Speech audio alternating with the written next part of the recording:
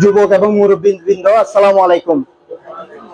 আপনারা নিশ্চয়ই অবগত আছেন, গত ৩-৪ মাস যাবত আমাদের পরে মাদক বিরোধী যে সমাবেশগুলো হচ্ছে, প্রথমে হাতিপাড়া, তারপর খেজুরতলা, তারপর এদিকে বেলপাড়া, মুসলিমাবাদ, পূর্ব কাঠগড়, কন্ট্রোলের মোড় সহ পুরা পতেঙ্গায় একটা মাদক বিরোধী সমাবেশ এবং যুবকদের শ্বাস উদ্দীপনা চলতেছে।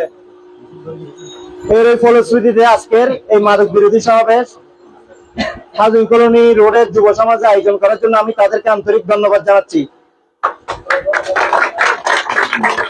সম্মানিত ভাইয়েরা, আপনারা নিশ্চয়ই জানেন মাদক অনেক ভয়াবহ জিনিস। আমরা ছোটবেলায় শুনতাম মাদক ছিল শুধু ফেন্সিডিল। আপনারা কেউ জানেন কিনা জানেন, এই জামানার যুবক ভাইরা চিনবেন আমার মনে হয় না। আমরা ছোটবেলায় শুন, কিন্তু সেই ফেন্সিডিল এখন আপডেট হয়ে এটা হয়ে গেছে কি ছোট ছোট বড়ি ইয়াবা। তো ইয়াবাটা সহজলভ্য হওয়ার অন্যতম কারণ হচ্ছে আমাদের পার্শ্ববর্তী দেশ মায়ানমার এবং ভারত, এরা দুই রাষ্ট্র চাই না আমরা বাংলাদেশ মাথা উঁচু করে দাঁড়াক। বাংলাদেশের যুব সমাজ মাথা উঁচু করে দাঁড়িয়ে ড্রোন অস্ত্র এগুলো বানাক। ওরা শুধু চায় আমরা যুব সমাজ, বাংলাদেশের যুব সমাজ ইয়াবা কাণ্ডে এবং মাদক নিয়ে পড়ে থাকুক, নাচ গান এগুলো নিয়ে পড়ে থাকুক। তো আমি সবাইকে রিকোয়েস্ট করব, মাদকের বিরুদ্ধে আপনারা যেভাবে সোচ্চার হয়েছেন, এলাকার আশেপাশে গণ্যমান্য ব্যক্তিদের নিয়ে এটা সংগঠিত থাকবেন সব সময়। আমাদের সম্মানিত অতিথিবৃন্দ বলছে বাইরে থেকে অপরিচিত লোক এসে বিভিন্ন আপনার মোটরসাইকেল করে সিএনজি করে এসে মাদক বিক্রি করে চলে যাচ্ছে। আপনারা যদি তাদেরকে হাতে নাতে ধরেন, ইনশাল্লাহ আইন শৃঙ্খলা বাহিনী এদেরকে ছাড় দিবে না।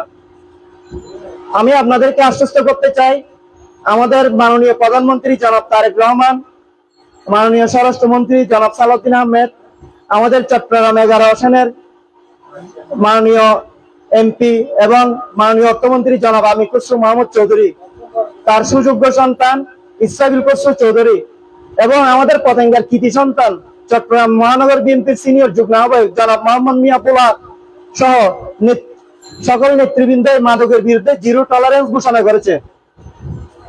যখন এই পতেঙ্গাতে কোনো মাদক বিরোধী সমাবেশ হয়, আমাদের নেতৃবৃন্দ এবং প্রশাসন সবসময় সহযোগিতা করে, কিন্তু তাদের একটা রিকোয়েস্ট হচ্ছে উপযুক্ত প্রমাণ থাকতে হবে। কাউকে ইন্টেনশনালি আপনার মানে প্রতিহিংসা পরায়ণ হয়ে মাদক সেবী অথবা মাদক ব্যাপারী বলে থানায় তুলে দেওয়া যাবে না, কারণ এভাবে করলে আপনার সমাজে বিশৃঙ্খলা সৃষ্টি হবে। আর একটা সুখবর দিচ্ছে আপনাদেরকে, এই সংসদে, মহান সংসদে মাননীয় প্রধানমন্ত্রী একটা বিল পাস করেছেন, উনি অলরেডি সই করে দিয়েছেন। আপনার মাদকের পাশাপাশি যে জুয়া চলবে এখন বিভিন্ন মোবাইলে, বিভিন্ন অ্যাপস দিয়ে বিদেশ থেকে অ্যাপস গুলো পরিচালিত হয়, লক্ষ লক্ষ টাকা সর্বশান্ত হয়ে যাচ্ছে আমাদের যুব সমাজ। এই অ্যাপস গুলো মোবাইলে পেলে কিন্তু সাথে সাথে অ্যারেস্ট এবং সর্বোচ্চ 7 বছরের জেল। তা আমি আশ্বস্ত করতে চাই, আমাদের জনাব তারেক রহমানের সরকার, বিএনপি সরকার সবসময় মাদকের বিরুদ্ধে, জুয়ার বিরুদ্ধে। এ ব্যাপারে আপনারা সবাই একমত কিনা? সবাই একমত থাকবেন। আপনার জুয়া, মদ, মাদক এবং ইফটিজিং এর বিরুদ্ধে সবসময় সোচ্চার থাকবেন।